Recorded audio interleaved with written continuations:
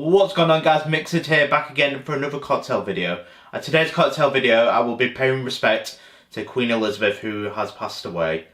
So this one is for her. It is the Queen's favourite tipple, the Dubonnet Cocktail. So to make the Dubonnet Cocktail is add 2 large ice cubes to a rocks glass.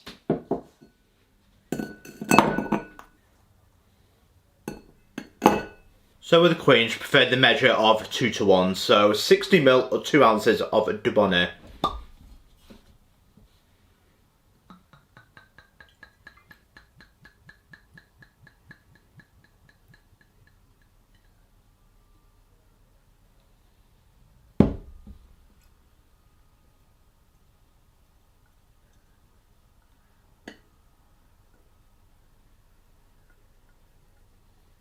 Next, 30 ml or 1 ounce of gin. A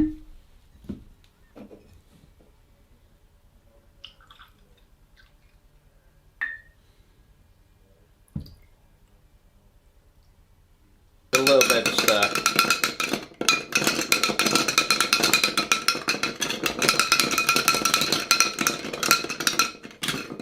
And it's as simple as that, one Dubonnet cocktail. How does it taste?